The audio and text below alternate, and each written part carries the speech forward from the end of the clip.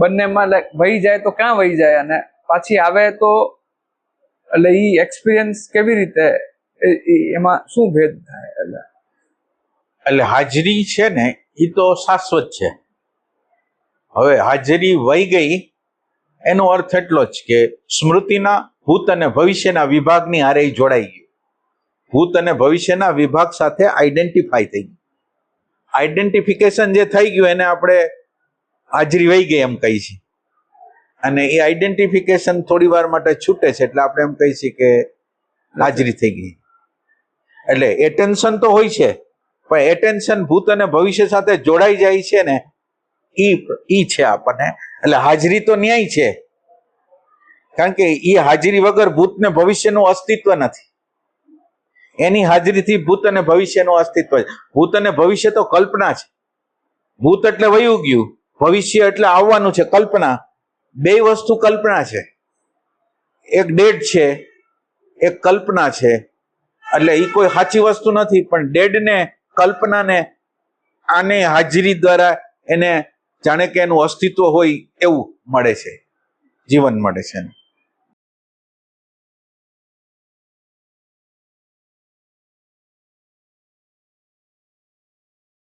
હજી ન સમજાતું હોય તો પૂછશે.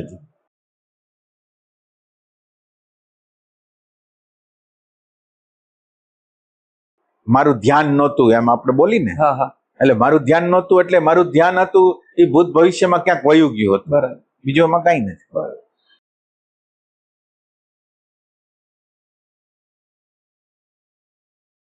જવાબ છે ને એ બે રીતે દેવાય, એક સ્મૃતિ દ્વારા અને એક તમારી પ્રેઝન્સ દ્વારા. માણસો લગભગ જવાબ છે એ સ્મૃતિથી આપે છે અને સ્મૃતિમાં જવાબ ન આવતો હોય ને તો એને અંદર ભય લાગે કે મને નહીં આવડે ને આ બધાને ખબર પડી જશે તો. ત્યારે જીવ ઓલો જે એટેન્શન અવેરનેસમાં રહે છે એને ચિંતા નથી હોતી આ ન આવડે તોય કાંઈ નહીં, આવડે તોય કાંઈ નહીં. અને એ એટેન્શન અથવા અવેરનેસ એવો પ્રકાશ છે ને કે એને બધી સમજ પડે છે. એ ટાઈપનો પ્રકાશ, બધી ખબર પડે.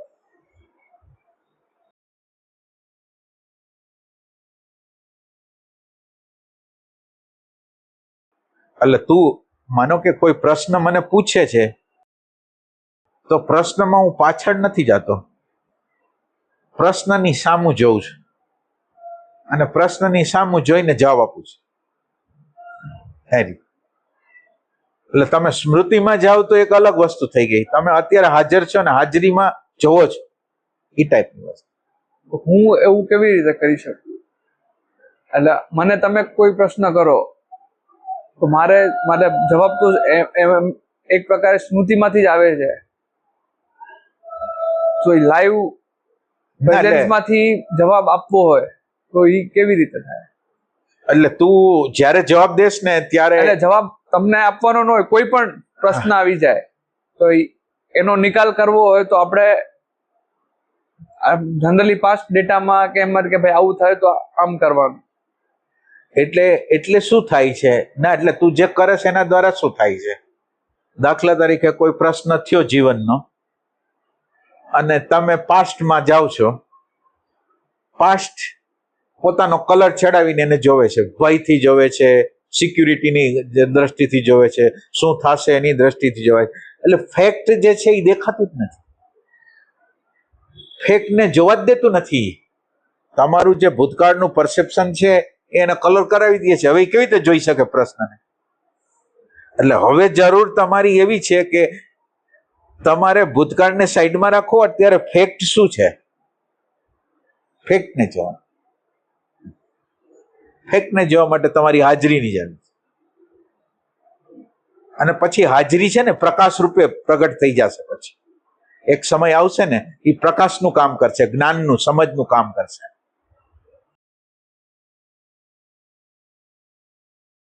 એટલે ભૂતકાળમાં જાય છે એટલે તો આપણે પ્રશ્નને સોલ્યુશન નથી કરીએ.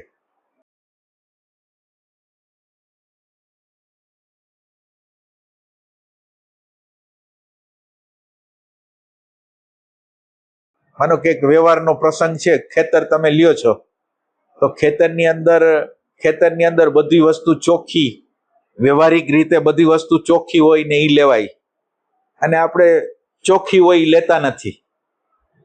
એનો અર્થ એમ છે કે ભવિષ્યની અંદર એ સવાલ પેદા કરશે. અત્યારનું ફેક્ટ આપણે જોતા નથી, એ કઈ આપણો હગાવાલો નથી કે એના ઉપર આપણે વિશ્વાસ કરી શકીએ. તો આપણે કયા કારણથી આમ કર્યું, એમ કયા કારણથી કર્યું, ને કોઈ લોજિક નથી, કોઈ લોજિક નથી. આપણી જે નબળાઈની આ બધી છે એ નબળાઈઓ છે. ફેકનું માનો કે તમે કોઈ જમીન લ્યો છો તો જમીનની અંદર એના દસ્તાવેજ ચોખ્ખા છે કે નહીં, કેમ છે કે નહીં, એ તમારે વ્યવહારિક ફેક્ચ્યુઅલ બધી તપાસ કરવી પડે, વકીલને બતાવવું પડે, અને તમે પછી ખરીદો છો તો તમને જીવનનો પ્રશ્ન નહીં આવે. પણ તમે જ્યારે જીવનના ફેક્ટનો અનદર કરો છો કે આ જીવનનો આપણે વ્યવહાર કરી છીએ, આમાં આપણે પૈસા હોત દઈ દીધા છે, દઈ છીએ, અને એને એ વાતને આપણે ભવિષ્યમાં રાખી છીએ, તો હવે એ તો આપણે ખાડામાં જ પગ મૂકી છે, અને ખાડામાં પગ મૂકીને સમસ્યા ઊભી કરી છે, અને આપણને એમ થાય કે આપણા જીવનની અંદર સમસ્યા આવી ગઈ. એ ટાઈપ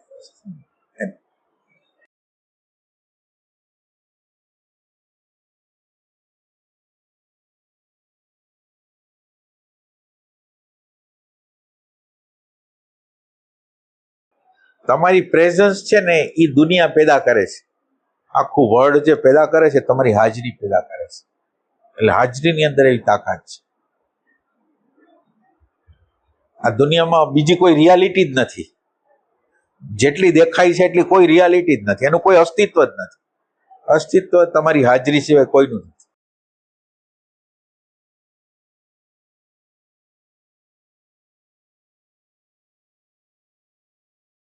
ઝાંઝવાનું જળ દેખાય એનો અર્થ એમ નથી કે એનું અસ્તિત્વ છે એમ.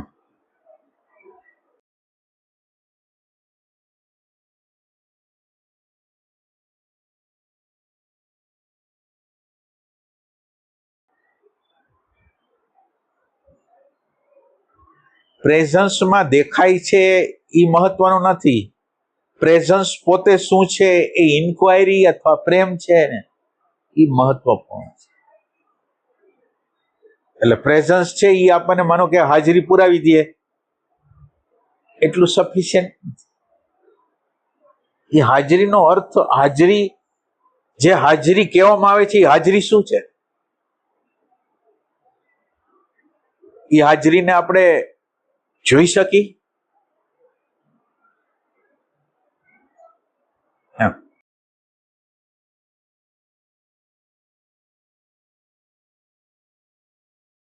સૂર્યનું કિરણ કેમ નીકળે એમ આ ભાનનું કિરણ નીકળે છે, અને ભાનના કિરણ દ્વારા તમને કંઈક વિચાર દેખાય છે.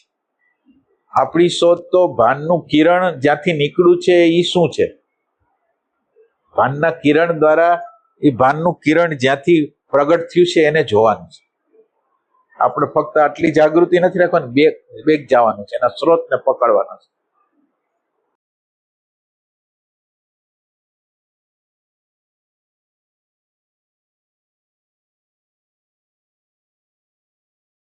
આપણે જેને મળવું છે, માનો કે આપણે હાજરીને મળવું છે, તો હાજરીને મળવું છે તો હાજરીને મળવા જવું જોઈએ ને. આપણે એનાથી સંતુષ્ટ થઈ જાય કે હાજરી દ્વારા જે દેખાય છે એનાથી સંતુષ્ટ થઈ જાય? આપણે હાજરીને મળવું છે, એની હારે પ્રેમ છે, તો હાજરી શું છે? ખાલી ક્વેશ્ચન રાખી, ખાલી ભલે આપણે ગોતી ન શકીએ, ક્વેશ્ચન તો રાખી શકીએ. સમજાય છે ને? ના ના સમજાય. એટલે પ્રેઝન્સ એમ હોય કે એનું બળ ઓછું કેમ પડે છે, સામે પ્રકૃતિનું બળ વધારે કેમ પડે છે? પ્રેમ જે જે તત્વ મોટું છે એનું બળ તો વધારે હોવું જોઈએ ને એક પ્રકારે. એનું બળ તો વધારે જ છે, પણ એ આપણને ખબર નથી. એનું બળ તો વધારે જ છે, એના દ્વારા તો આ દુનિયા પ્રકાશમાન થાય છે. પણ જે પ્રકાશિત કરે છે એના તરફ તમારી નજર નથી જતી, અને જે પ્રકાશિત થાય છે એના તરફ તમારી નજર જાય છે. અને પ્રકાશિત કરતા જે પ્રકાશ્ય વસ્તુ છે એને તમે વધારે વેલ્યુ આપો છો. પ્રકાશિત કરે છે એની તો કઈ વેલ્યુ જ કરતા નથી. એટલે તમે એમ ભાઈ પ્રશ્ન ન પૂછી શકો, એમ છે અત્યારે આમ છે, આનો અનાદર કરી ગયા એવું નથી. તારો પ્રશ્ન શું છે? કે આપણે આટલું જે કરી છે એમાં આનું બળ વધારે કેમ છે? એટલે એનું બળ વધારે છે એમાં તમારે પ્રકૃતિનો જેમ જે આપણે ધક્કો મારીને કરાવી જાય છે, કઈ કરાવી જાય છે કે એની સાથે તાદાત્મ્ય કરાવી જાય છે, અને આપણે એના ફેવરમાં નથી, આપણે ઓલાના ફેવરમાં છીએ, પણ છતાંય આપણી સાથે પરાણે લઈ જાય છે.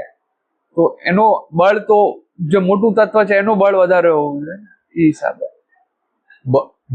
બળ તમારા પ્રેમનું હોય, બળ એનું નથી.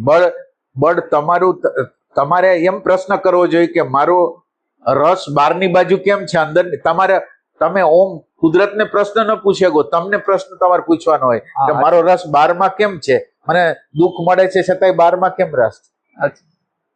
પ્રશ્નની રીત બદલાઈ નાખવી જોઈએ.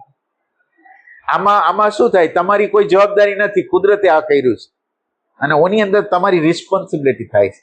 રસ તમે લ્યો છો અને પ્રશ્ન ભગવાનને પૂછો છો. ભગવાન એમ કે છે કે હાલો હાલો હાલો તમે મને દોષ આપો છો ને, મેં આખું વર્લ્ડ બનાવ્યું છે, આખી દુનિયા મેં બનાવી છે. હવે મેં આખી દુનિયા બનાવી છે એમાં તમને પ્રોબ્લેમ નથી, પણ તમે જે તમારી નાની દુનિયા બનાવી છે, તમારી નાની દુનિયા, એમાંથી પ્રોબ્લેમ આવે છે. મારી દુનિયામાં તમે પ્રશ્ન નથી. તમે જેને તમારું કયો છો, મારું કયો છો, નાનું સર્કલ બનાવીને બેઠા છો, એને લીધે પ્રોબ્લેમ છે. મેં બનાવેલી સૃષ્ટિમાં તમને બીજા કેટલાય લોકો મરી જાય છે, જીવે છે, માંદા પડે, તમને કોઈ પ્રશ્ન નથી. તમે જેને મારું કયો છો ત્યાં પ્રશ્ન થાય છે. તો તમારે હવે પ્રશ્ન કરવો જોઈએ કે મારા પણ ક્યાંથી આવ્યું.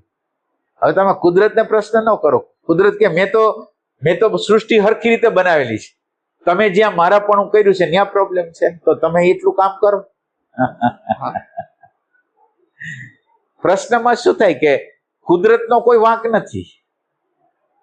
કુદરતે તો અનેક માનવો બનાવ્યા, તમે અમુક ચોઈસ કરીને 4-5 વ્યક્તિને કયો તમે મારા છે ને આ બીજે મારા નથી, હવે પ્રોબ્લેમ તો આપણો છે.